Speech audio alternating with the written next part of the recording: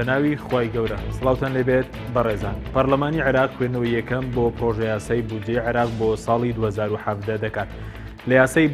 پرۆژە یاسای بودجێی عێراق بۆ ساڵی 2017 پشکی هەرێم بە 11 تریلیۆن دینار خەمێنراوە پەیماندارێک لە بەڕێزان عادل نووری ئەندامی پەرلەمانی عێراق و دکتۆر تافگا ئەحمەد ئەندامی پەرلەمانی عێراق تاوتوێ پرسە دەکەین لە سەرەتادا راپۆرتێک دەبین دواتر لەگەڵ میوانەکانمان درێژە بەم پرسە دەدەین.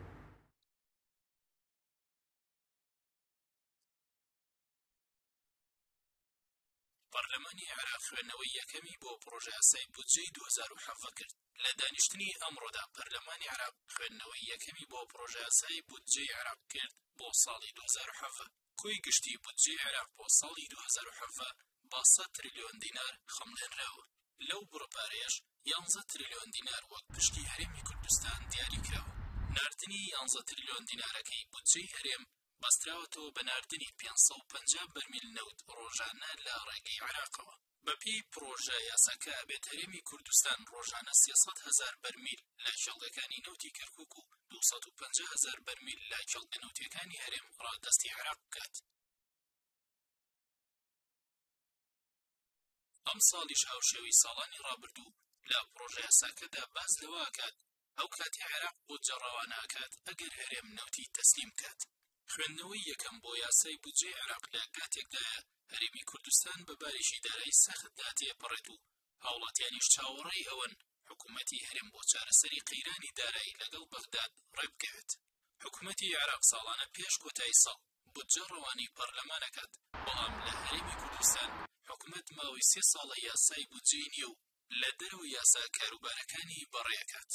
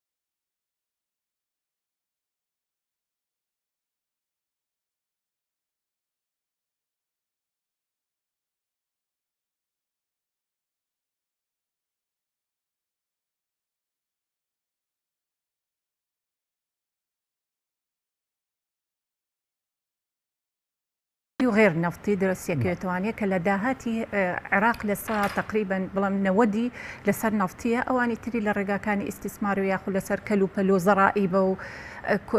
استيرادي كهربائية داسيكيتوانية أويك خرجية كانش لسر تشيا لسر خرجي هم وزارة كان لسر نفقات تجارية لقل نفقات استثمارية. نفقات تجارية يعني استثمارية كوبر هنا نقدر جارية كش أويك مصروفات يومية لا هم وزارة كان صرف بكريا لقل عجزك اللي شو أدرس بي أجر بيتو تو أويك دس دكوي كان تربية لويك خرجية كيت. طبعا يسا أجر إما بعام باسي هيني عراق كاين تقريبا أمصال بوجي يعني هرمي يعني موازنة عراق بس تريليون بلان إما داها كمان حفتاو نو تريليون أو 1 مليار عجزك بستويك التريليون اللي استواني بله أو أنا عجز هي بله لا يعني لموازنة أما أو نمان هي أوي كزياتر إما أجر بيتو بباسي بوجك بكين بين سر خالكاني هرمي كردستان. يشك لمهمترين شكل خالي هري يعني أويك لمادية كجاري أصلا أم موازنة كلبردستي من أمر خنو مع بوكر دوك تقل بغداد كوبي بيستا بالضبط وكد وزارو سيانزا شواردنا مان بو بانزا شانزا تانيا كان خالك كبشكي يعني دواي بشكي خمسة كلا ضدي هرمي كردستان بعكسه أمصال زياتر يعني لا زر زرن ماديت يا هيا بون لمادية كأليت هرمي كردستان أجر بيتو خوي ألي بعراق همي 3 مليون و750,000 برميل رجعنا أبي استيراد كات بشكي هرمي كردستان تصدير كدنا كيبه كان 250 لا بۆ هەرێمە و 300 لە ڕێگەی کەرکووکەوەیە بەڵام هاتووە چی کردووە لەلا ئەمە نەبووە لە پارە ئەگەر من بەراوردی بکەم بە پار وەلو ئەمڕۆ ئێمە ئەومان وەرگرت لە مادەکەی پارە بووین دانەناوە کە ئەڵێ بە $118 و 200 سنتە ئەمەیتیان نەبووە کەواتە لێرە لە خاڵی یەکەمە هەرێمی کوردستان زەرمەندە بە هەرچووکە تۆ ئێستا ئێمە حالین ئەگەر ئەمڕۆ دلار حساب بکەین بە 130ەکە یا بە 130 کەواتە تۆ بۆ دەشکێنێتەوە بە چەند بە 180 و 200 یعنی ئەمەی خاڵێکی زەرمەندیە کە لە خاڵی یەکەمی بودجەکەی عێراق بۆ سەر هەرێمی کوردستان دانراوە ئەنجا بێجگەلەوەی کە لە خاڵی 9 و 11 یعنی کۆمەڵێک فروقاتی تیا دروست باش ئەگەر بە دیاریکراوی لەو خاڵی ئەو پرۆژه یاسای بەرزی بەڕێستە ئەنی بە دیاریکراوی چەند مادە باسی ئەو کێشەی موچەی فەرمانبەرانی هەرێم دەکات بەڵێ ئەوەی کە زیاتر مادەی یەکە کە بەستنەوە یەکەم بەڵێ مادەی یەکەم بۆ هەرێمی کوردستان مەفروزە لەسەری لە ڕۆژانە 550,000 بەرمیل بنێرێ بۆ عێراق بەڵام ئەوەی کە تیانە بۆ لە بودجەکانی ترا ئەوەیە کە ئەڵێ ئەبێ چی بۆ حسابەکە ئەگەر هەرێمی کوردستان بیشینێری ئەڵە بە 180 دلار بۆ حسابەکەم بە 180 دلار و 200 سنت لێرە عنی تۆ بە پێی بازار نییە دۆلارەکە یعنی بە پێی بانقی مرکزی بۆ دانراوە بڵێ مادەی دەمان هەیە مادەی 11مان هەیە مادەیەکی بڵێ 9 و 11 کە تایبەتە بە هەرێمی کوردستان یعنی لە بۆ نمونە مادەی 9 تشخیصی کردو لە ناو ئەم یاسایە چەنە ئەڵێ بودجەکەی هەرێمی کوردستان لە ساحەبەکەی بۆ دائەنرێت لەسەر پاش لەسەر چی لە نەفقاتی فعلی کامل نفقاتی فعلیەکە عنی لە چەندێک داانرێتوانێت لەسەر ئەو هەفتا نوێ جا طبعا ئێمە ئەو عجزش هێناوێتی ئەگەر عێراق بچمە تەفاسیلێک و عجزەکە بە چی پڕەکاتەوانێ بە قروس بەرزیەکاتەوانێ و لەگەڵ ئێراداتی داخلی و خارجیەکەشی پڕێکاتەوانێ کە ئەگاتە سا ئێمە لە ئەساسە 21مان هەیە بەڵام عێراق تقریبا 11-12 قروزی هەیە لە بانقی ئیتالی لە بانقی ئەمریکی لە اتحادی ئەوروپی لە بەریتانیا لە فەڕەنسا یعنی کۆمەڵە قروزی کردووە کە تقریبا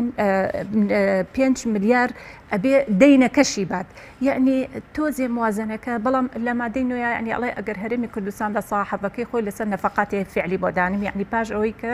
سیادی و حاکمیەکەت لێ ئەکرێتەوانی طبعا سیادی وەکو با بۆ بینەر چونکە تۆزێ ئەم وشانە یەت و ئەچێ سیادی بریتە لە ڕئاسەکان لە ڕئاسی جمهوری لە مەجلیسی نواب لە مفوضی خەرجەکانیوان هەمووی دەرەکرێت بەڵێ حاکمیش هەموومانەزانین بریتە لە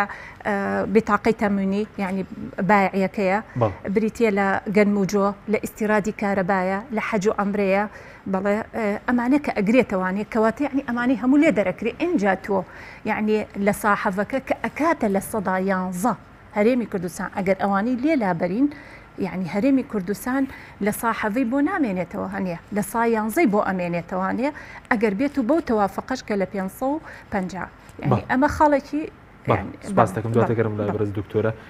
کاگات جەنابیشت بە خێر بێ ڕای بەڕێزیش سەبارەت بە مەسەلەی پرۆژە یاسای بودجێ عێراق چیەوە سەبارەت بە پشکی هەرێم پێشوەختە هیچ اتفاقی کراوە یاخود تەناوەی کە ساڵانە ڕابردوو مەسەلەن دووبارە دانراوەتەوە بە ناوی خوا سپاس بۆ جەناب سڵاو لە بینەرانی کەناڵی پەیام ئەوەی کە هاوارمان کرد لە چەند هەفتەی ڕابردوو چەند مانگی ڕابردوو کە ڕوونەدا ئەوەتە بەداخەوە هەموو جار ڕوئەدا و عەرەبەڵێ بعد أن يقع الفاس وبالراس كاتك سرت أشكال بيتو بيدي تولو الشاش اللفاف بيني هم صالوا مع اليدي هولاتي زور برسياري أكرد خوزقة أو دو سشاندي كلام ما ورا برضو مقدو مانجا مع رسول يقبل بيني أرو بغا أخو بلي بو زقرن تريشت إما صارنا هم أنا كبيوندي بجيان وجواري خلشي كردستان وهولاتي كردستان وجيرخاني أبوري وخلشي كردستان وهي براسي بروجي موازنة بودجية كما بها لما يصال لك أخوتي بو آمادك يو نيلي بسرعة بلا مداخل نخوا آمادك الدنيا هاد ليش نابرسن كسيش آجاي لون يكشي يعني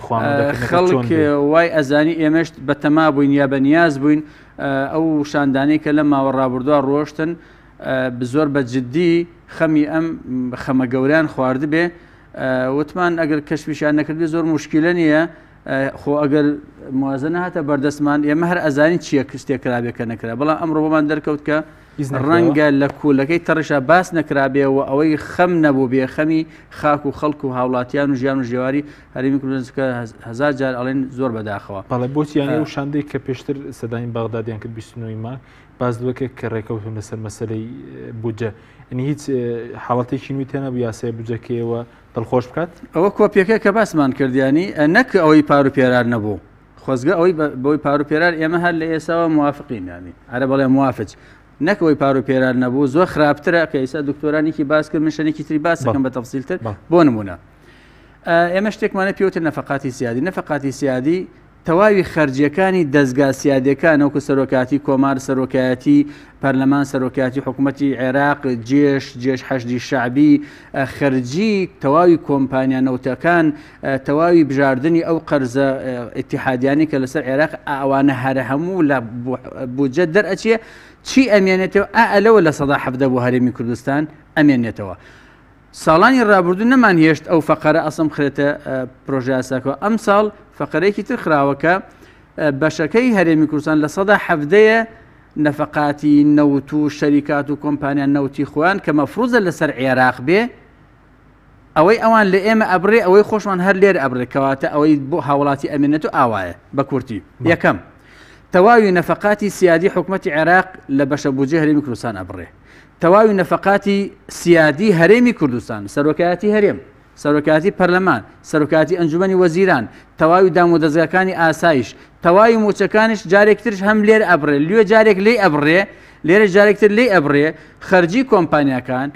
بیری نەوت هەناردەکردن ئەو کۆمیشن وشتانە کە دراوە ڕۆشتووە ئەو پارە زۆرێک کە ئەدێ بە شەری کۆمپانیا نەوتەکان کە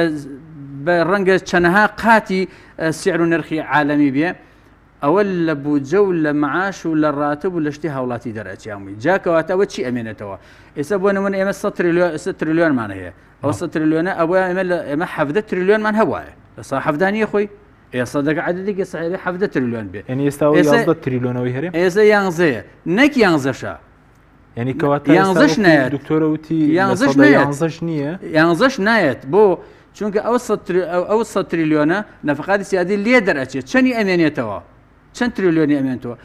ئەلەوە لە سەدا حەفدە ئەوەی هەرێمی کوردستانیش بە تەواوی نەفەقاتی سیادی هەرێمی کوردستانیشەوە جگەلەوە نەفەقاتی سیادی ئەوی لێ دەرچووە کە بودجە ئەوە تاڵانیەکە بەبێ حەد و حساب و بێشمار دیکەکان نەبێ خۆزگە چەند ملیار بنەوە دیکانەکە مجار ئەنووسێ لەگەڵ کۆمپانیەکانی ناوت کە نازانین چی سەرف ئەکرێ و بۆ کوێ ئەڕوا و چەند خەرجی تێچ ئەویشی لێ دەرئەکرێ ئەوەی بۆ هاوڵاتی کوردستان ئەمێنێتەوە چەنە من وا ئەزانم لە سەدا حەوتیشی نامێنێتەوە نەک لە سەدا 11 نامێنێتەوە لەبەرەوە ئەوە ماڵکاولێکی ترە مخاڵێکی تر تەبیعی ئەو عەلاقەی بەمە بە هەرێمی کوردستانەوەیە کە باسم کرد ئەمڕۆ بۆ یەکەم جار من تەبیعی مۆلەفێکە تقریبا ساڵێکە بە شوێن دۆسیەک ئاگەڕێم دۆسێکی زۆر ترسناکە کە لە ڕاگەیانەکانەوە باس نەکراوە بۆ یەکەم جار ئەمڕۆ ئیشارەتێکم پێ کرد و بۆ میدیایەکی کوردی ئەمە یەکەم جارە باسیەکەم یان بێتە سەرمۆر بۆ جەنابەت من وەکو نەزاتەوان بەشە ئەمە لەفا ڕۆشتم ئەمڕۆ سەفیرێکم لە وەزارەی خارجیە و بانکرۆ بۆ لەژێ نەزەها بە شوێنیان ڕۆشتم ئەو سەرداوەکان لای من بوو بەڵام ئەو بۆی ڕپشت ڕاستکردنەوە یەکەم حکوومەتی عێراقی لە ساڵانی هەفتاکان و هەشتاکانە کۆمەڵێ چی کڕیوە کێڵگەی چا وە کێڵگەی قاوە و کێڵگەی برنجی لە وڵاتی تایلند و فیلیپین و وڵاتەکانی جنوبی شەرقی ئاسیا کڕیوە بە هەزارە هێکتاراتە پارێکی زۆر ئەمە ساڵانە ئەبێ وەزارەتی خارجی لەگەڵ وەزارەتی بازرگانی عێراقیە بە شوێنیان بڕوە بۆ ئەوی ئەوانە بەرهەم بێنە جیاتیوە مەچین برنجی تایلاند و هەند و کێ و چشتی خراپ خۆمان کێڵگەمان هەیە عێراق لەوێ کێڵگەی هەیە ئەبێ ئەوانە نەک بۆ ئێمە باش بێ ئەبێ پارەی تریشمان دەستکەوێ لەوێ کەس نازانێ چۆن تەخشان و پەخشان کراوە و چۆن فەوتاوە یەک کەس لەم حکوومەتی عێراقی نەڕۆشتە بە شوێن ئەوە بڕۆ ئەو منەوە دۆسیەم بۆ عێراق بۆ خەڵکی کوردستان ژەگەرێک لا بکرێتەوە چی بێتە عێراق و لە سەدا حەفدەیەکی مەفروزە بۆ ئێمە بێت ئێستا هەر دێت یەک دینە هەمووی تاڵان و پاڵان ڕۆشتەوە تەبێ مەلەفێکە سەر نەزا کردومەتەوە ئەمە یەک دوو نزیکی ئەوەی کە طبعاً ئەمە هێشتا ئەم ژمارانە ژمارەی ئەوەلین لای من نزیکی 6 ملیار دۆلار 6 ملیار دۆلار خەرجی عێراق لای وڵاتانی تر هەیە بازێکی لە جنوبی ئەفریقایە هەنێکی لە وڵاتانی ترە ئەمە لە هەشتاکانەوە ئەم پارانە قەرزی عێراقە لای وڵاتانی تر ئەگەر فائیدەکەی حسێ بکەین بەرزە بێتەوە بۆ 100 ملیار دۆلار نەک دینار یعنی هەر لە بودجەی ئەم ساڵی عێراق خۆی زیاترە ئێمە 100 تریلیۆنمان دانا بۆ ئەمە 100 ملیار دۆلار ئەچێ بۆ 120 تریلیۆن تقریبا 120 تریلیۆن باشە ئەمە یەک کەس تا ئێستا ئەو دۆسیە نەکردوتەوە بە شوێنە ناڕوات قسەکە ئەمەیە بڵێم چی ئەم حکوومەتی عێراقیە تەنها حکوومەتەکە حەیدەرەبادی چاوی بڕیوەتە گیرفانی موچەخۆر زەریبە بەرزکردنەوە کە ئابەم شێوەیە لە 4.8 زەریبە خراوەتە سەر موچەخۆران بۆچی بۆ حەشدی شعبی بۆ خانەنشین بۆ ئاوارکان و نازحین یعنی سەر ڕێ ئەوەش کە ئێستا وەزەکە خوێر ئەزمە هەیە لە 4 و لە 10 ئێوە زۆرەکە ئەمە یەک دوو ئەمە تەڵی دوای بەنسبەت حەشدی شعبیەوانی ئەمڕۆ ئێمە با بڵێن وابزان مناقەشەی دووهەمی هەیە شعبیمان کرد سەرۆکی هەیئەکەوتی هەتا ئێستا حەشدی شعبی تەحەداکەم دینارێکی وەرگرت بێت لەو پارەی کە لە مۆزەفین ئەبڕێ باسی 2017ەکەین دۆزانراوە کەوای لێبی ئایا ئێمە ڕازیە بین یا ڕازی ساڵێکە لە مۆزەفە بڕێ لە بەغایە ساڵێکیشە ئەبڕێ لێمان لە ئێمەشە بڕێ ئەوان ئەڵێن بۆمان ناتۆ بار حاڵەوە بێ پشت ڕاستکرێتەوە دۆسی وە بکەینەوە خاڵێکی تر کە زۆر ئەمیش ترسناکە لەسەر گیرفانی هاوڵاتیەکەوێ هەموو بیتاقەیەکی تایارە فڕۆکە تەذکیرێکی تایارە کە تۆ سەفەرەکەی 25,000 لە بودجێ 2017 ئەکوێتە سەر گیرفانی هاوڵاتی وەکو زەریبە ئەیانوێ ئابەمە وڵات بەرن بڕێەوە لەولا ئەوە ملیار دۆلارە ئێستا داد ناکرێت یەکی لەو مەلەفانەی من لەسەر ئیبراهیم جعفەری ئەیکەمەوە ئینێکمانەیە معادەیەکی نێودەوڵەتیمان هەیە پەیماننامە ئەوە ئەو وڵاتانی کە واژۆ ئەکەن لەسەر ئەم بەڵێننامەیە لە بەریتانیا ساڵی 2015 بوو هەر پارێکی هەر یەک ئەندامانی ئەو پەیماننامە لە هەرکوێ دینارێکیان هەبێ ئەو وڵاتانە فشار ئەکەن بە هەموو مەساریفی خۆیان لە بەنکی نێودەوڵەتی و تاقمی محامات و مەسرف و چیوشت ئەو پارە ئەگێڕنەوە بە وڵاتە ئیبراهیم جعفەری وەکو وەزیری دەرەوەی عێراق ڕازی نەبووە واژۆ بکات لەسەر ئەو پەیماننامەی بۆ 1 دیناری عێراق نەگەڕێتەوە لە ئەمانە هەموو تەبەن کێشەن ئێمە ئەبێ باسی بکەین لە دانیشتەکانی ئەمڕۆ تەبەن خوێندنەوەیەکەین بۆ کرا ئەبێ ئێمە وەکو کورد جارێەوە مەجالێکمان لە بەردەستەماوە دەسڵاتدارانی هەرێمی کوردستان چیان ئەوێ بۆ ئێرە با بە ئێمە بڵێن کاکە و شەڕ ئێمەیەکە لەناو پەرلەمان تا ئێستا یەک کەس مەرحەبایەکی نەکردووە سوپاس دەکەم دواتە گەرم وڵای دکتۆرە سەبارەت بەوەی کە یعنی ئەو شاندەی کە پێشتر سەدانی بەغدادیان کرد لەسەر باز لەوەکە لەسەر بوجە ڕێکەوتن وەکو کاک عادل ئامەژیپێکی تازەی تیان نیە بۆ خەڵک ئەوەی کە یاسای بوجە ئیتفاقکاری ئیتفاقی ساڵانی ڕابردووە من هەلە سەرەتاوتم بە سەراحەت یعنی بودجەی 2013 لەگەڵ 2015 2016 بەراورد کردووە یعنی پێشەوەی ئەمە 2007 ئەمڕۆ بەدەستمان گەشتووە ئەمەی کە ئەمڕۆ کە لە ناو خوێندنەوەی بۆ کرا لە پەرلەمانی عێراق لە خوێندنەوەکەیە نفسی ئەو کۆپی پەیستەیە کە کراوە مادەیەکەکە 550کەیە و بە مقابلی ینی پشکی لە ساحەفەکە دەیاتێ ئەوەی کە لێرەیە یعنی بۆ خەرکی هەرێمی کوردستان لێوکە ئەو وەفدەی کە هاو بۆ بەغداد وەفدەکە دوو دانیشتنی سڕی کراوە ئەم دوو دانیشتنە سڕیە لەسەر چه ئەساسێک بووە کە لەگەڵ بەڕێز مەسعود بارزانیا کراوە دوو جار بە نیو سعاتی و یەکیان بە سعات سێکیان نیو بۆ یەکیان سعاتونی بووە کە لەگەڵ حەیدەر عەبادیا بووە ئەوە یعنی لەلای هیچ کەسێکە وەکو نە ئەندام پەرلەمانێ نەوەکو بەڕێزێک هاوڵاتیەک یعنی نازانی لەسەر چی ڕێکەوتون ئەوەی کە لە ئاشکرایە کە لە لای ئێمە و لە لای هەمووەمان بەشداریکردنی پێشمەرگەیە تەنیا لە ڕزگارکردنی شەڕی مۆسڵا لە دوای ئەوە لەسەر چی ڕێکەوتون لە سەربوجەی هەر چونکە کۆمەڵێک شت هەیە لە هەرێمی کوردستانە بە حەقەتەن بینەدار ئەڵێ بۆ نمونە موچەی مامۆستایانی هەرێمی کوردستان داوامان کردووە لە بەغاوە بیرێتەوانێ یعنی کۆمەڵی ئەغڵات لە ڕێگەی ئەو سەردانەوە دروست بووە بە هیچ جۆرێکە من بە خەرکی هەرێمی کوردستان و مەسئولیشم لەوە بە هیچ جۆرێک نە پەرلەمان ئەتوانێ نە هیچ ئەندام پەرلەمانێکی کورد ناتوانێت داوای 1 دینار بۆ هەرێمی کوردستان بکە ئللا بە تەوافقی سیاسی نەبێت ئێستا ئەوەی کە واجبە لەسەر من وەکو پەرلەمانتارێک کە ئێمە 65 پەرلەمانتارین لەم یاسایە حەسەکەی هەرێمی کوردستان بێڵینەوە بەڵام بە مەرجێک من یەکێک تاواکارم کە ئەو 180 لا ببرێ 180 دۆلارەکە بە مقابلی بەرمیلەکەیە و دوو خاڵی تریشی تیا هەیە ئەوەی کە لەسەر منە من بێڵم بە قانون حکومەتی ئیتیحادی بگرم بەڵام نمونەیەکی بەسیط بۆ خەڵکی باڕوونکەینەوە ئێمە هەر پەرلەمانتارەیەک وەکو بە دڵسۆزی خۆی ئەو بەندیعای ئینتیخابی چونکە دوو جۆر شت هەیە هەم بە دڵسۆزی بۆ خەڵکەکەیە هەم جارێکی تریش وەکو ڕاگەاندنی یەکێکە داوای ئەومان کرد کە بۆ مستحقاتی فەلاحین هەر کەسێ هەستا بەجیا یعنی کۆمەڵی ئیمزای کۆکردەوانێ دەنگمان پێەیە کە على ئەساس ئیلتیزام بکات حکوومەتی عێراقی لە ماوەی 10 ڕۆژە ئەو یەکە پارەی 2014 و 15 با بە مستحقینی فەلاحین کافەتە نەک هەرێمی کوردستان سلطەی تەنفیزی کە حەیدەر عەبادیە تاعنی لیان لە محکەمەی ئیتیحادیە کەواتە تەعنەکەی هەڵی وەشانەوانێت چونکە تۆ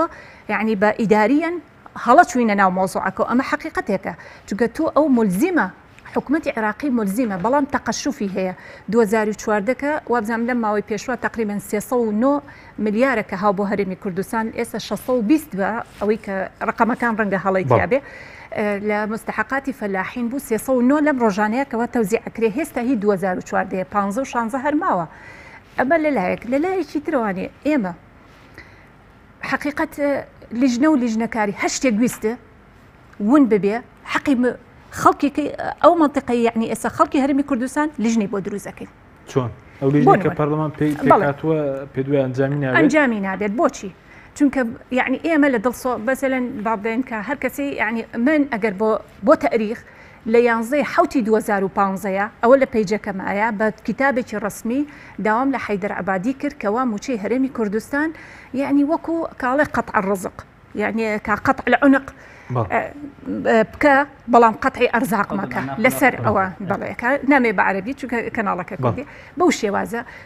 ئەقلیمی کوردستان سەر بە تۆیە ئەلە لەقەل معاشی مۆزەفین بێت جوابەکە یەڵە چی 550,000 بەرمیلم بەرێ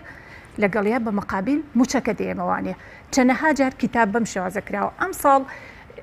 کە بەڕاستی خەڵکی هەرێمی کوردستان گەیشتۆتە ئەو ناحەیە ئیتر کە تەواو لە یعنی هیچ دەرامەتێک لە هیچ ماڵێکان نەماوە چکە ئەگەر لەو پێش پارچەی ئاڵتونێ هەبوو بێ فرۆشتوتە ئەگە سیارەیەکی هەبێ فرۆشتوتە یعنی گەیشتۆتە دەرامەتێکی خوار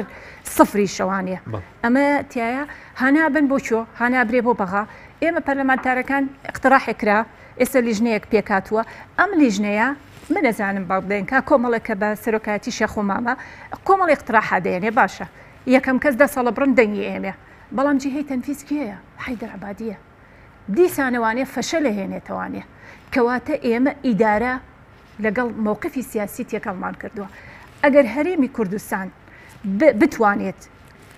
تەرکیزێکی زۆر بخاتە سەر حکوومەتی هەرێمی کوردستان کە سەرۆکی حکوومەتەکە نێچیروان بارزانی و جێگرەکەیەتی کە قوبات تاڵەبانیە دوو حیزبی گەورن لە هەرێمی کوردستانە بێن تەوافقێکی سیاسی لەگەڵ بەغایە بکەن ئەم مشکلەیە ئێستانیان کردو لەسەر بوجە نەخێر نەکراوە من تەحەداکەم چونکە ئەگەر بکرێ فەرموو بمان نەنێ ئێمە پەرلەمانتارین با دیفاعتان لێ بکەین نەکراوە یعنی کەواتە هەمووی لیجان و لیژنەکاری و ئەمانە ئێستاڵی کە دووبارە بەستراوەتەوەی کە تاوکو هەرێم نەوتەکەی نەنێرێت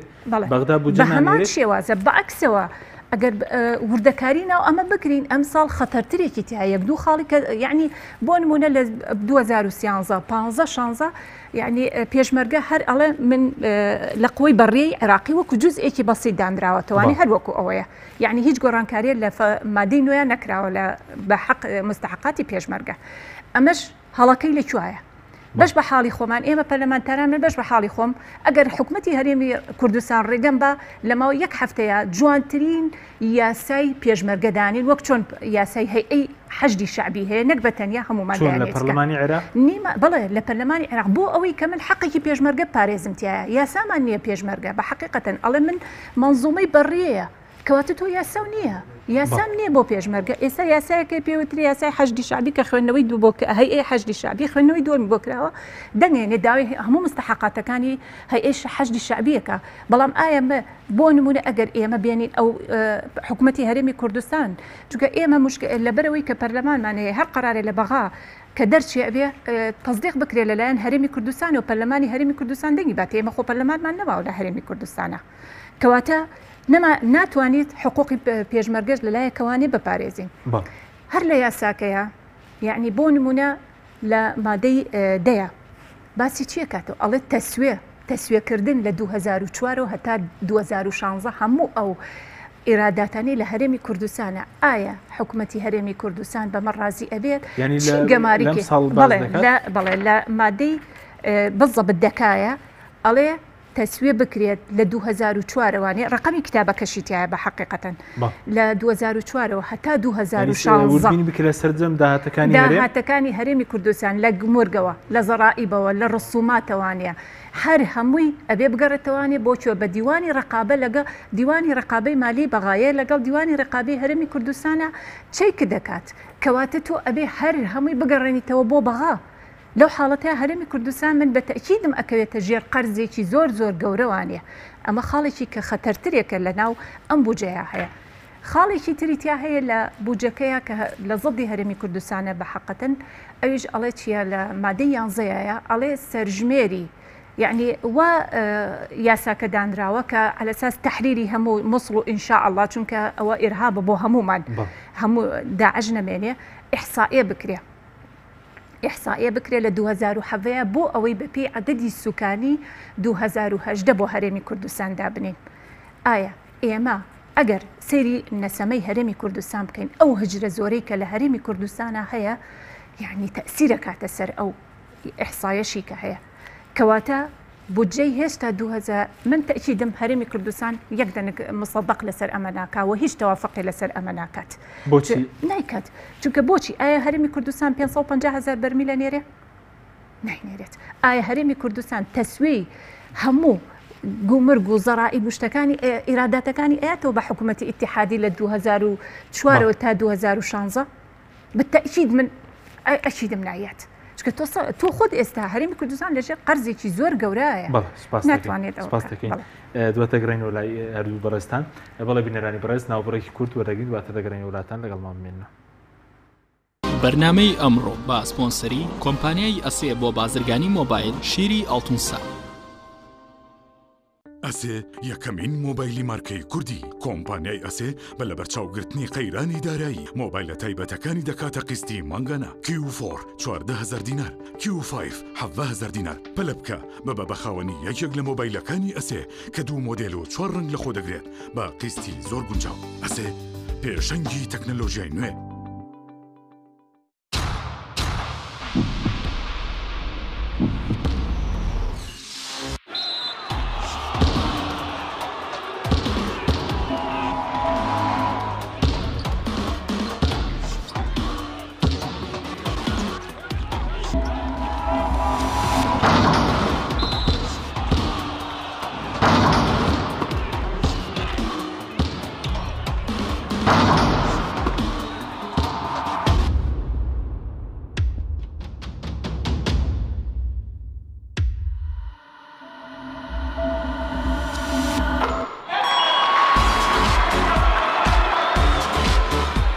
سەرکەوتنە گەورەیە تەنها شیری وشکی ئەڵتونسای تەمێکی ڕاستەقینە و 100% سروشتی نۆشی کە و هەمیشە بە بەهێزی بمێنەرەوە. کاتە نییە بچیتە بازار بۆ کڕینی پێداویستی ئەلیکترۆنیەکان وەک هەمیشە کۆمپانیای ئەسێ خزمەتگوزاری نوێی بۆ ئامادەکردوون. ئێستا دەتوانیت لە ڕێگەی ئینتەرنێتەوە سەرجەم ئامێرەکانی کۆمپانیای ئەسێ بکڕی و هەموو جۆرە کارتێکی موبایل و ئینتەرنێت بەدەست بخەیت. ئێمە بۆتان دەگەێنینە ماڵ و شوێنی کارەکانتان لە ڕێگای کارتی ئەسێەوە ئەبیتە بەشداربووی سەرەکی ئەم خزمەتگوزاریە. لە $25 زیاتر پێداویستی بکڕە و کرێ گواستنەوەکەت لەسەر کۆمپانیا دەبێت. ئەسێ پێشەنگی تەکنەلۆژیای نوێ.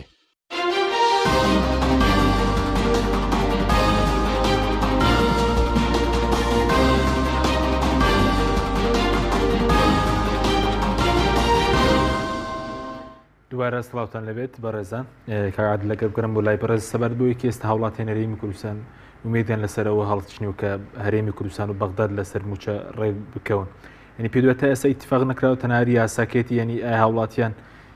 چۆن ینی کێشەی موچەی فەرمانبەرانی هەرێم چۆن چارەسەر دەکرێت؟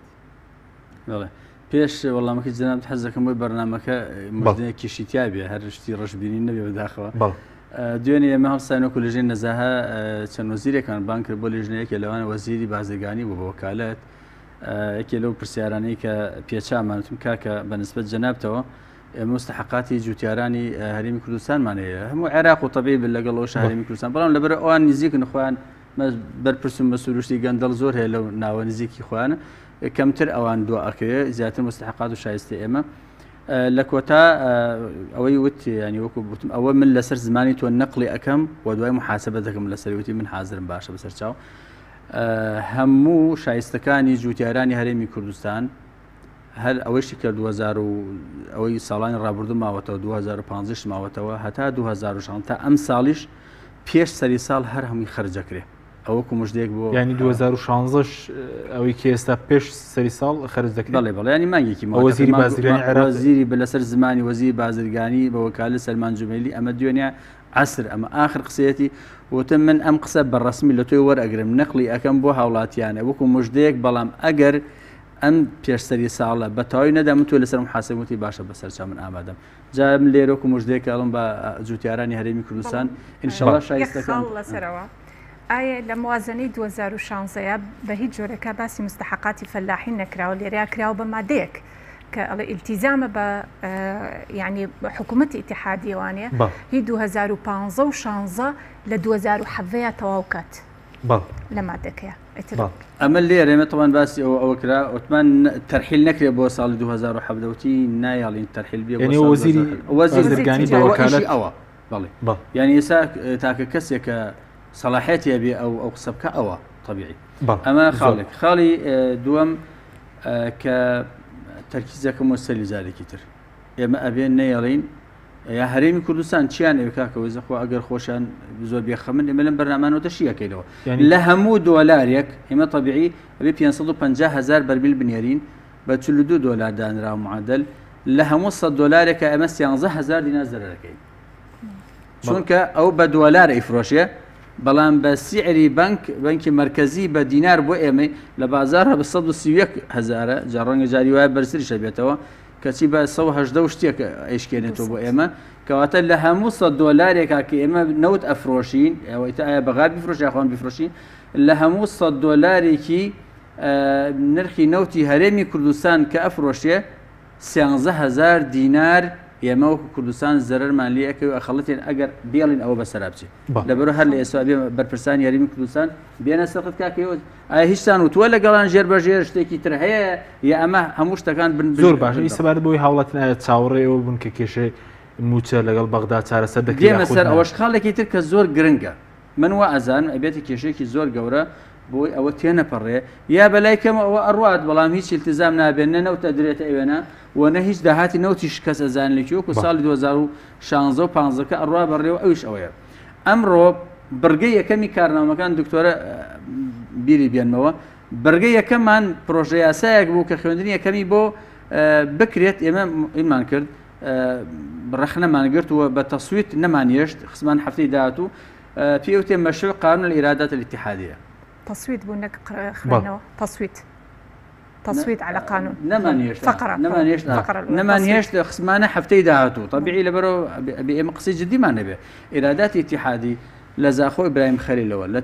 لتواوي بازگە سنوورەکانەوە لە ئاو کارەبایەکی هاوڵاتیانەوە لە لەوحەیەکی سیارە مرورەوە لە غەرامەیەکی کامیراوە 1 دینار لە معمەل و فەرمان یانی چۆن بڵێ کارگەیەکەوە کراوە خوێندن ئەوە تەسویتی بۆ بکرای ئەمڕۆ هەرچی لە هەرێمی کوردستانیشە ئەبێ بچێت و ئەوێ جگە لەوەی تا لە 2014 چواریش ئەبێت تەسویە بکرێت ئەمە ئەزانی چی ڕەنگە ئێمە هەرێم بفرۆشین ئەو قەرزانە دەرنێت چونکە هیچ دیار نییە زۆر باش وەڵام ئێستا هاوڵاتیان لە کوردستان سەبارەت بە بودجەکە ئێستا حکوومەت نیموچەکەش نەدە بە هاوڵاتیان هەرێمی کوردستان ینی سەبار دڵخۆشم بەوەی کە ئەگەر هەیە ڕێکەوتن بکرێت بەغداد بۆ جەبنێ من قسەیەکم هەیە نازانم چەند لە نەسیاسیەکان یا پەرلەمانتارن هاوڕا ئابن لەگەڵم بەڵام من باوەڕم بە مستەحیلات نییە و وەکو عادل نووری ئەگەر تاق و تەناژ بم ئەم قسە هەر ئەیکەم و هەر لەسەریشی ئەڕۆم تا ئاگەمە نەتیجە یا حکوومەتی هەرێم دێتە سەرخەت یا حکوومەتی ئیتیحادی دێنە سەرخەت یا چونکە زۆر قسەم لەگەڵ پەرلەمانتارە شیعە و سونەکانیش کردووە هاوڕان لەگەڵم لەبەر ئەوەی ڕەنگە ئێسام قسەی من حکوومەت هەرێم زۆری پێ ناخۆش لەبەر ئەوەی موچە و ژیان و ژێواری هاوڵاتیانی هەرێمی کوردستان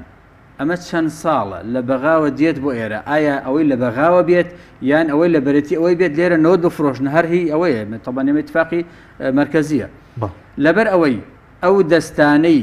ئەم پارانە ئەلاساس بیگەێنێتە هاوڵاتیان گیرفانی موچەخۆران دەستانێکی ئەمین نین دەستانێکی شەفاف نین دەستانێکی گەندەڵن دەستانێکی دزن دەستانێکی پیسن دەستانێکی نەگریسن ئێمە ئەبێ ئیتر ئەوەنە بەس بێکەواتە ئەم میکانیزم ئەبێ بیگۆڕین میکانیزمی ئەوەی ئەو پارانە بدرێتە ئەم شێوازە بەو لێو بگاتە هاوڵاتیان کە ناگاتە هاوڵاتیان ئێمە نوێنەری هاوڵاتیانی هەرێمی کوردستانی لە بەغدا مادەم هاوڵاتیان بە هەزاران دێنە سەر جادە کەس گوێ لێ ناگرێت مادەم هاوڵاتیان سکاڵات دێن لە ئێمە ئەندامانی پەرلەمان ئێمە لێ هاوکاریان بکەین ئەیکاکە ئێمە نوێنەری ئەوانین کەواتە ئێمە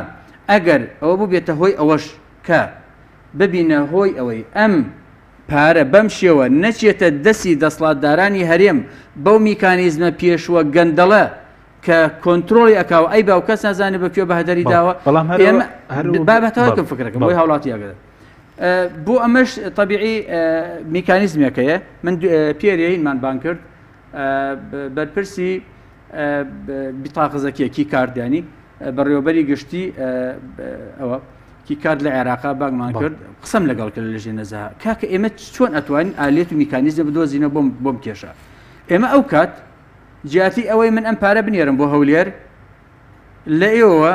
نەفقاتی سیادی لێ دەرچێت و گومرگێتر بگرێت و جارێکی تر و بێت و نێت و بچێتە بانکی چەند بەرپرسێکی گەندەڵ کە پارەکان بە 6 مانگ و 7 مانگ ئەیەڵنەوە ئەو جادوایی بەنیوە بە ڕۆبع و بەلەت ئەسان نمونەشم لایە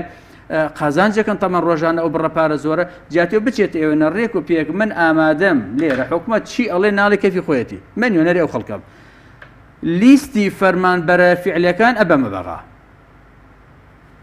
ئەڵم کاکە وەزارەتی مالی ئەمە فەرمومە لیستەکانی ئێمەیە لەوێکی کاردیان بۆکەینەوە بێتاقەزەکیە لە وەزارەتی دارایی عێراقەوە بچێت سەر حسابان ئەمە ڕەنگە خەڵک بە خەو خاڵی بزانێ بەڵام ئەمە یەکێک لەو ڕێگانێک کە ئێمە ئەتوانین بە هەمانگی بران و خوشکانی پەرلەمانتار و پەرلەمانتارە شیعوسونەکانی عێراق ئەتوانینەوە بکەین ئەو کات جیاتی ئەوەی فەرمانبەران هەرێمی کوردستان چاوەڕێی هەولێر بن ڕاتبەکانیان مانگانە ئەچێتە سەر حسابی خۆیان باشە بەڵام گفتەکەی ئێستاگەر تا ئیتفاقە سیاسیەکە نەکرێت بەغداد پارەکە نادات کێ ئیتفاقی سیاسیەکە دەبێت چێت بیکات من پرسیارەکەم کێیکە ئەوە قرار نەبوو ئەم دوو مانگی پێشوە وەفد ڕۆژ لێ مشتێکی باس کرد بێ ئەوە نیە حرفێکی تیانە ئیتفاقی سیاسی چی وتراوە نازانم یعنی ئێمە خۆمان جار چاومەی خۆمان ئەنوقەمان و خۆزگە ئینشاءڵڵا هیچ نییە دەی وەختی ئێمە نەمان بیستۆ ئینشاءڵڵا شتێک لە ژێرە هۆی کاکە ئەو ژێرەکە هاتە سەر بەڕە بن بەڕەکە ئێمە یەک خاڵ زۆر گرنگە کاک حەکیم ئەوەی کە هێڵی سوورە لای ئێمە نابێ ئێمە بێخەم بین ڕازی بین هاوڵاتی هەرێمی کوردستان موچەخۆری هەرێمی کوردستان گیرفانی بەتاڵ بێ خزمەت بکە و هیچ نێتە گیرفانی ئەمە قابلی قبول نییە ئیتر پەرامبەر بین لە بەغاب معاش وەرگێ ئەبێ بکەینەکی کارد و بیتاقە زەکیە بۆی مانگانە بچێتە سەر حسابەکەی وەکو چۆن هەموو مۆزەفێکی پارێزەکانی تری عێراق سەری مانگ معاش وەرەگرێ بازێک لە فەرمانگە لە 15 مانگ وەرەگرێ پارە وەرەگرێ بۆچی فەرمانبەرانی هەرێمی کوردستان پارەیان نەبێ ئەمە یەک دوو هۆکارێکی تر هەیە تەبێ ئەوە هەرێمی کوردستان گەندەڵکاران زیاتر زەرەکەن ئێستا من وەکو لیژنەی نەزاها ئەم دوو هەفتەی ڕابردوو کە دێمە بۆ ئێرانە ماڵی خۆم ئەلحەمدولیلا بۆ بە نووسینگە نووسینگەیەکی پەرلەمانی بۆ خۆی دوو فەرمانگەی زۆر گرنگمان هەیە لە کوردستانە سەر بە عێراقن پاسەوانی سنوور پاسەوانانی سنوور ئەمە هەمووی ئایدە عێراقە معاشەکان لێوە دێ لەگەڵ سەفەر و جنسیە لەگەڵ ڕەگەزنامە ئەمانە لە عێراقەوە دێن لە مانگی شەشەوە تا ئێستا پاران نەدراوەتە بەمەرجە هەموو مانگیە پارەکان لە بەغاوە دێتە هەولێر پێیان بدرێ وەکو هاوڕەکانی تریان نیان دەنێ پارەکە لە بەنکەکانە کە بەنکی چەند کەسێکە ئەمێنێتەوە ئەمەیەک دوو ڕۆشتون هۆکارەکەی وتم بۆچی تەبەن ئینان نووسیوە ناویان نووسیوە لیستیان نووسیوە سکاڵاشیان نووسیوە بۆچی پاریان بۆ نایە مەسەلەن بۆ نمونە بڵێن عربەت یا دەربەندی خان یا سلێمانی یا ئەوە ئەمە زۆر گرنگەمە 50 نەفەری پێویستە ئەم فەرمانگە عێراق بەپێی تەخصیصاتی دەرەجات و پلە ئەوەی بۆ داناوە مەسەن 50 ئەمان لێرە ڕۆشن 50ی بە گەندەڵی و بە بندیواری خستوەتە سکی ئەوان و دانەوە لە تەنیشتیانەوە پارەیان نیە بیان دەنێ لەبەر ئەوە جیاتیەوەی پارە بۆ ئەمان دابینکەن چون پارەکە ئەوانیش نادەن ئەی بڕن وڵا کاکە هەبامتان و کێک بن ئەمە گەندەڵێکی زۆر گەورە ئەبێ ئێمە مەجای ئەوە نەدەین زۆر سپاس دکتۆرە سەبات بووی کە هاوڵاتی هەرێمی کوردستان چاوەڕێ بن بۆ موچەکە لە بەغدادەوە یاخود چاوەڕێ نەبن چارەسەرکە چییە؟ سراحەتەن با ئێمە یعنی ڕازگۆ بین لەگەڵ دەنگدەری خۆمانە لەگەڵ هەرێمی کوردستانە لەسەر خەو خەیاڵ خەڵکی هەرێمی کوردستان بە حقیقەتەن دیعایەتی بۆ خۆمان نەکەین ڕێزم هەیە بۆ قسەکانی کاک عادل یعنی بەوەی ئایا هەر 65 پەرلەمانتارێکە ئەگەر بەوە بێ لیستی هەموو فەرمانبەرانی وەزارەتەکان بەرین بۆ بەغداد من بە تەئکیدی پێتان ئەڵێم جواب نایەنرێتەوانێ چونکە بۆچی شتێک هەیە لە هەرێمی کوردستانە تەزدیری نەوتی پێ ئەوترێ تۆ نەوت ئەفرۆشیت عبادی ئەڵێ هەرێمی کوردستان لە 120 ئەو نەوتەی کە لە عێراقا کە 3,750,000 بەرمی ڕۆژانە ئەفرۆشێت هەرێم بەتەنیا لە 120 خۆی ئەفرۆشێتیایە کەواتە مەهماکان بەناو نییە جا یەک شتی تریش لێرە هەیە ئێستا هەر لەم موازنەیە ئێمە 868,000 کەسە کە دیسانەوانێت دووبارە کراوەتەوانێ ناوی فەرمانبەرانی هەرێمی کوردستان بە هەمان لیستەکانی پێشوە ژماری فەرمانبەرەکان ژماری هەرێمی کوردستان ئەڵێم بڵێ هەرێمی کوردستان بەڵام ئێمە ئەگەر سەیری بڵێن لیستی هەرێمی کوردستان بکەن 1,400,000 فەرمانبەرمان هەیە بەڵام عێراق لە یاسای بودجە چەند دیاریکرا 868 بالضبط لا 868,000 بەڵێکە نەک ئەوە 600,000 مازیایە ئەوە نەزیایە بەڵێ لە جەدۆلەکایە یعنی کەواتە تۆ ئەوەی کە لە هەموو حاڵەدا 800,000 ئەوەی کە لە عێراق حکوومەتی عێراقیەکە بن دیوارەکە چۆن دروست بووە بۆ نمونە لە ئێستا ئەگەر باسی پێشمەرگە بکەین پێشمەرگە لە مەنزومەی عێراقیە 118,000 کەسە بەڵام لە لای خۆمان چەندێکە 420,000 کەسە کەواتە ئەمانە کە دروست بوون ئایا ئەمانە چێن ئەو حکوومەت هەرێمی کوردستان بەڵام من بەڕاستی یعنی بۆ ئەوەی کە دەنگدەری هەرێمی کوردستان خەڵکی هەرێمی کوردستان لەسەر ئەمەل نەبێت ئەوەی کە تاقە ڕێگایە بۆ ڕزگار بوون لە مەئساتی هەرێمی کوردستان ئیجبارکردنی حکوومەتی هەرێمی کوردستانە بە تەوافقێکی سیاسی نەوتی بگەڕێنێتەوە بۆ بەغا لەوە زیاتر هیچ حالێک بەدەستەوە نیە من دەناوبەرم هی محافظەیەک برم بماتێ نامان ناتێ نمونە یعنی زۆر تێکەڵاوبوون هەیە لە فایلەکانە یەکێک لەو فایلانە لەم ماوەیە یعنی کۆمەڵێک لە ئەندام پەرلەمانەکان ئیمزامان کرد بۆ ئەوەی کە مامۆستایانی کە لە کەرکووکن سەر بە هەرێمی لەسەر هەرێمی کوردستان موچەوەرەگرن بردومان دێتەوە بۆ بەغا لا یەزال ئەوە لە تاو توێیە کە لە کەرکووکایە کەرکووک هێستا تابعی بەغدادە حقیقة موازنة شابجية حصي خوي بودان راول لأن فقك يا بله 4 تريليون اشتيك تابع نسبة دو كواتا تانيا رجاية بودر تشون لما ساتي هرمي كردستان نوكرنوي توافقي سياسية لقل بغداد لسر ملفي نوت ملف كاني تروازي لي بيني ملفي نوت تاقى حل بو هرمي كردستان أنا زور باش إستيوا بيتان ويا اتفاق كنا كرياسة بوجا بسنج بكري بغداد بلا إما باريش كده ملزمني أو ياسة ملزم نابت ملزم نابت حكومتي عراقي حكومة الدولة ملزمة بموه كتو هرمي كردستان ملزم نبي بموانع بارت نايم كيو كاربو لماوي 2 ساڵی ڕابردوو کە لە یاسای بودجە حکومت هەرێمی کوردستان بە حقیقەتەن هاتووە بە سەربەخۆیی لە 6/2014 خۆی نەوتی سەربەخۆی خۆی ئیعلان کردووە کەواتە مەئساتەکە ئێمە لە هەردوو حاڵەتەکە من ناڵم تەنیا بەغداد یعنی کۆمەڵە قڕوس هەیە کە حسەی هەرێمی کوردستانی تیا لە قەرزە دەوڵیەکانە ئەمە حسەیەکی حاکیمەکان هینی جوتیاران هیچ پەیوەندێکی بە ساحەڤەوە نییە ئەوە بیرایە ئەوە تەقەشوفاتە بەڵام ئەوەی کە تاوانباری یەکەمە تەوافق سیاسیەکەی کە نەوتی هەرێمی کوردستان سەربەخۆ بۆ لە 6/2014 بەجیا سەربەخۆینەوە دەفرۆشێ پاشاگردانیەکەی ئەوەیە کە موچە ناتوانانی بێ بە خەڵکی هەرێمی کوردستان وئلا تاکە ڕێگاش إلا أبيت بلا يعني بو شوي كيس 11 تريليون كبو هريم كردستان ديال 11 تريليون شون دراوا بلا إما بالنسبة أويك يعني بابلين شون أتوانين حصي أقليمية كردستان نفقات من هي حاكمة من هي سيادية كل ولا ضربي لصاحب كيكين